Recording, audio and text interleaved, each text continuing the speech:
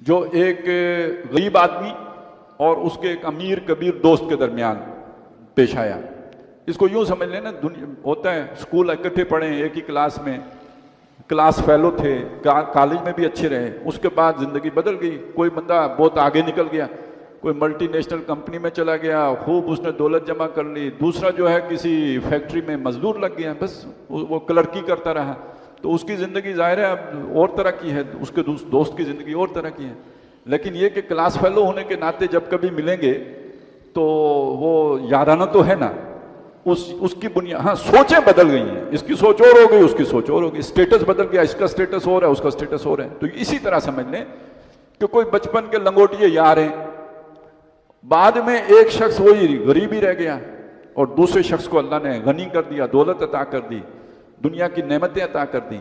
تو اب اس کی مثال بیان کی کہ وَضْرِبْ لَهُمْ مَثَلَ الرَّجُلَيْنِ، ان لوگوں کو مثال سنائیے دو آدمیوں کی، جن میں سے ایک جعلنا لأحدہما جنتین من عناب، کہ ایک آدمی کو ہم نے انگوروں کے جو ہے باغات دو عطا کیے تھے، وَخَفَفْنَاهُمَا بِنَخْلٍ، ان کے گرد جو ہے ان کی باڑ لگا دی تھی کھجوروں کی، تاکہ ہوا سے وہ انگوروں کی جو ٹٹیاں وغیرہ ہیں وہ گرے نہ. اور وَجَعَلْنَا بَيْنَهُمَا زَرْعًا، درمیان میں کاشتکاری بھی ہوتی تھی، یعنی اس کو کھیتی باڑی بھی اسی کے اندر، جتنا غلہ چاہیے ہوتا تھا وہ بھی وہیں سے مل جاتا تھا. تو وَفَجَّرْنَا خِلَالَهُمَا نَهَرًا، پانی بھی اندر ہی موجود تھا. وَكَانَ لَهُ ثَمَرٌ، اس کی اولاد بھی تھی. یعنی دنیا میں اس وقت جو نعمتیں ہو سکتی تھیں وہ ساری اس شخص کے لیے جمع کر دی گئیں، اور اس کا جو دوست تھا اس کے پاس ان میں سے کچھ بھی نہیں تھا. اب ان دونوں کے درمیان ایک بات چیت ہوتی ہے، گفتگو ہوتی ہے. جب اکٹھے ہوئے تو وہ جو دولت مند شخص تھا وہ اپنے اس غریب دوست سے کہتا ہے، فَقَالَ لِصَاحِبِهِ وَهُوَ يُحَاوِرُهُ، جب وہ گفتگو کر رہا تھا اپنے دوست سے اور وہ آپس میں بات چیت کر رہے تھے، اس نے پہلی بات یہ کہی کہ انا اکثر منک مالا واعز نفرا، میرے پاس تمہارے مقابلے میں مال بھی زیادہ ہے اور نفری بھی، یعنی اولاد بھی میری زیادہ ہے. یہ بات کہنے کا مطلب کیا تھا؟ یہ بات کہنے کا مطلب یہ تھا کہ میں تم سے زیادہ عقل مند آدمی ہوں، مجھے زیادہ سمجھ ہے. اس سمجھ کا نتیجہ یہ ہے کہ میرے پاس مال زیادہ ہے.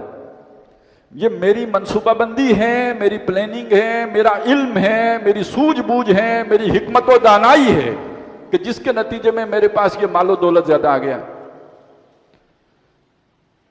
اور یہ کہ بہرحال اسی کے نتیجے میں نے کثرت اولاد بھی ہے، میری اولاد بھی زیادہ ہے. تمہارے پاس دونوں چیزیں کم ہیں، بلکہ مال تو ہے ہی نہیں، اولاد سے بھی فارغ ہو. تو اس کا مطلب یہ ہے کہ تم کوئی سمجھدار آدمی نہیں.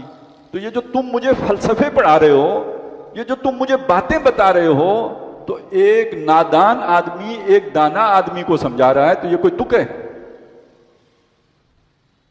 اب وہ سمجھا کیا رہا تھا وہ آگے آ جائے گا، لیکن ابھی یہ بات ہے کہ اس نے اپنا اور اس کا تقابل اس بنیاد پر کیا کہ گویا جس آدمی کے پاس مال و اسباب دنیا زیادہ ہوتا ہے وہ زیادہ عقل مند آدمی ہوتا ہے، اور جس کے پاس مال و اسباب دنیا کم ہوتا ہے وہ نادان آدمی ہوتا ہے، ناسمجھ آدمی ہوتا ہے، بے وقوف اور احمق آدمی ہوتا ہے. ابھی تک نتیجہ یہ نکلا.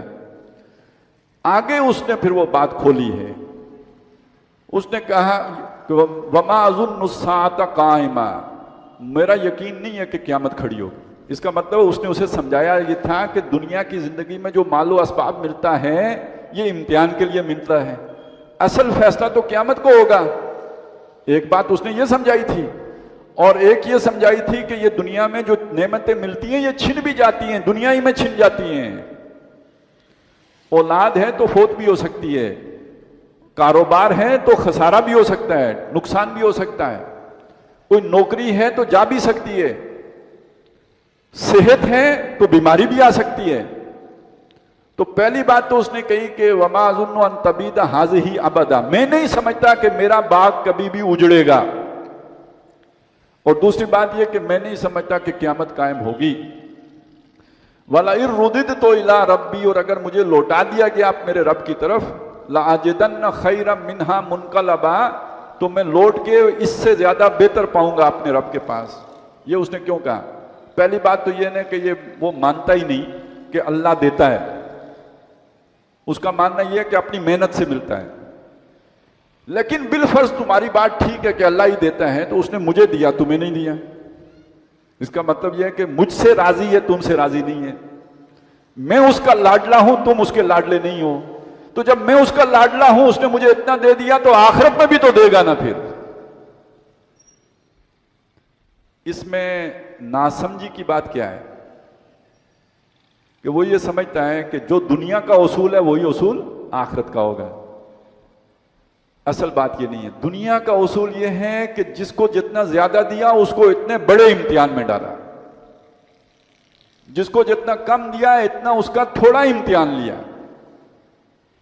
آسان امتحان لیا اس کا، اور جس کو زیادہ دے دیا اتنا اس کا امتحان مشکل ہو گیا. ایک میرا اور آپ کا سوال و جواب ہے، اور ایک سوال و جواب عمران خان صاحب سے ہوگا. دونوں برابر ہیں. ہمارے اختیار میں بہت کچھ ہو تو اپنے 4-5 بچے ہیں، ان کے فیصلے 22 کروڑ عوام پر اثر انداز ہوتے ہیں. تو آپ کے جس فیصلے کی جتنی مار ہوگی، جتنی اثر پذیری ہوگی، اتنا ہی آپ جواب دیں اللہ کے سامنے. ایک آدمی انفلوئنشل ہے، ہم کہتے ہیں یار بڑا کامیاب آدمی ہے، اس کا انفلوئنس بہت ہے، لیکن آخرت کے اعتبار سے دیکھیں اس سے پوچھا بھی اتنا ہی زیادہ جائے گا کہ تمہاری بات کا اثر تو اتنی دور تک ہوتا تھا، تم نے کیا کام کیا. یہ ناسمجھی تھی اس کی کہ وہ سوچتا تھا کہ میں جو ہے وہ یہاں مل گیا تو وہاں بھی ملے گا. حالانکہ یہ بات نہیں ہے. یہاں ملا ہے تو امتحان کے لیے، اس کا اگر صحیح نقطہ نظر ہوگا تو آخرت میں ملے گا، نہیں تو پھر اتنی ہی بڑی پکڑ ہو جائے گی. اب آپ سوچئے، اگر ہمارا کوئی دوست ارب پتی ہو جائے، کروڑ پتی ہو جائے، ہماری اس سے ملاقات ہو، تو اس کے سامنے یہ بات رکھنا کتنا مشکل ہے کہ یار اپنی اس دولت پہ اتراؤ نہ، مرنا بھی ہے، اللہ کو جواب بھی دینا ہے. آپ اپنی اس دولت سے جو عیاشیوں میں پڑ گئے ہو، یہ غلط ہو رہا ہے. مشکل کام ہے یا نہیں؟ بہت مشکل کام ہے. اپنے ایسے دوست کی ایکسس ہی مشکل ہوتی ہے، اور کبھی اس کے پاس بندہ چلا ہی جائے تو کوشش یہی ہوتی ہے کہ اس کے مطلب کی بات کرے، کوئی ایسی بات نہ کرے کہ اس کی پیشانی پہ شکن پڑ جائے. لیکن یہ جو امتحان ہے اب یہ ہے اصل میں کہ آپ نے وہاں جہاں ایک طرف بادشاہ کی طاقت ہے جو اصحاب کہف کا وقت، تب بھی کھری بات کریں، اللہ کی گواہی دیں، شہادت وہاں پر قائم کریں، اور دوسری طرف یہ کہ اگر آپ کا کوئی مال و اسباب والا دوست ہے تو تب بھی اس کی مال و اسباب کے روپ میں نہ آئیں، جو حقیقت ہے وہ اس کے سامنے آشکارا کریں، بیان کریں. چنانچہ پہلی بات اس شخص نے مڑ کے اسے یہ کہی، اکفرت بالذی خلقک من تراب، کیا تو اس ہستی کا انکار کرتا ہے جس نے تجھے مٹی سے بنایا، من تراب ثم من نطفۃ ثم جعلک رجلا، پھر تمہیں اچھا بلا آدمی بنا دیا. یعنی مٹی سے نطفہ، نطفے سے ایک اچھا بلا چلتا پھرتا آدمی بنا دیا. اس ذات کا تو انکار کرتا ہے. پھر بتایا کہ میں تو ایسا نہیں ہوں کہ اس کا انکار کروں، ولا اشرک بربی احدا، میں اپنے رب کے ساتھ کسی کو شریک نہیں کرتا. اور پھر اس کے سامنے ایک اور سوال رکھا، ولولا اذ دخلت جنتک قلت ما شاء اللہ لا قوۃ الا باللہ ان ترنی انا اقل منک مالا وولدا، اگر تو نے یہ دیکھا تھا کہ میرے پاس قلیل ہے مال بھی اور اولاد بھی، اور تمہارے پاس کثیر ہے مال اور اولاد، تو جب تو اپنے باغ میں داخل ہوا تھا تو نے یہ کیوں نہیں کہا کہ وہ ہوا جو میرے رب نے چاہا، اور اللہ کے سوا کسی کے پاس طاقت نہیں ہے. اس کا مطلب ہے اس کا اصل خناس یہ تھا کہ وہ یہ سمجھتا تھا کہ یہ ساری میری پلاننگ، میرے منصوبہ بندی، میری سوجھ بوجھ کا نتیجہ ہے، اور یہ بندہ اسے یہ سمجھا رہا ہے کہ یہ اللہ کی عطا ہے، اللہ کی نعمت ہے. بڑے بڑے سمجھدار جوتیاں چٹ کھاتے پھرتے ہیں، انہیں کچھ نہیں ملتا دنیا میں. یہ تو اللہ کی عنایت ہے جس کو دے دیتا ہے، اور جب وہ دیتا ہے تو یہ امتحاناً دیتا ہے، امتحان کے لیے ہوتا ہے. تو لولا اذ دخلت جنتک قلت ما شاء اللہ لا قوۃ الا باللہ.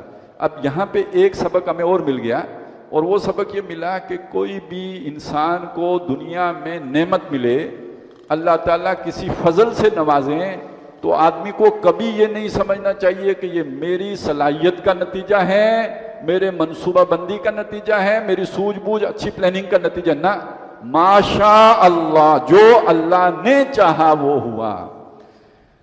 کہنے کو ایک کلمہ ہے، لیکن اسی کلمے کے اندر پوری توحید کا مضمون سما دیا گیا ہے، اور انسان کو نقطہ نظر کو بدل دینے والی بات ہے جو سامنے آ جاتی ہے۔ تو بہرحال ہمارا یہ جو دور ہے، آج کا دور، اب دقیانوس جیسا بادشاہ کوئی نہیں ہے کہ جو آپ کو اظہار رائے کے نتیجے میں ہی جیل میں ڈال دے یا قید کر دے۔ اب آپ کو اجازت ہے، آپ بول سکتے ہیں، بولنے پہ کوئی پابندی نہیں ہے، لیکن آج کا جو دور ہے یہ در حقیقت مادہ پرستی کا دور ہے۔ انسان کا نقطہ نظر جو بن گیا ہے وہ دولت بنانے والا ہی کامیاب، دولت مند شخص کو ہی کامیاب سمجھا جاتا ہے، مال و اسباب کے مالک شخص کو ہی کامیاب سمجھا جاتا ہے، اور اس کا نتیجہ یہ ہے کہ ہم اپنے وہ یعنی زندگی ساری اسی میں لگا دیتے ہیں، کیریئر بن جائے، کاروبار جم جائے، دنیا میں کوئی مقام حاصل ہو جائے، اولاد کے بارے میں بھی یہی فکر ہوتی ہے، لیکن یہ والا نقطہ نظر ہمارے سامنے نہیں آتا کہ ہوگا وہ جو اللہ چاہے گا۔ ماشاء اللہ کانا وما لم یشاء لم یکن، جو اللہ نے چاہا وہ ہوا، جو اللہ نے نہیں چاہا وہ نہیں ہوا۔ تو بہرحال اس دوسرے جو بھی واقعہ ہیں اس کے اندر ہمیں جو رہنمائی دی گئی ہے، جو سمجھایا گیا ہے، جو سبق دیا گیا ہے، وہ یہ کہ دنیا میں جو ملتا ہے اللہ کے اذن سے ملتا ہے، جو ہماری حیثیت ہوتی ہے وہ بھی اللہ تعالیٰ نے عطا کی ہوتی ہے، ہماری محنت کا جو پھل نکلتا ہے وہ بھی اللہ کے اذن سے نکلتا ہے، اور پہلا شکر اللہ ہی کا ادا کرنا چاہیے، اور یہ سمجھتے رہنا چاہیے کہ یہ میری محنت کا نتیجہ نہیں ہے، اللہ کے فضل کا نتیجہ ہے۔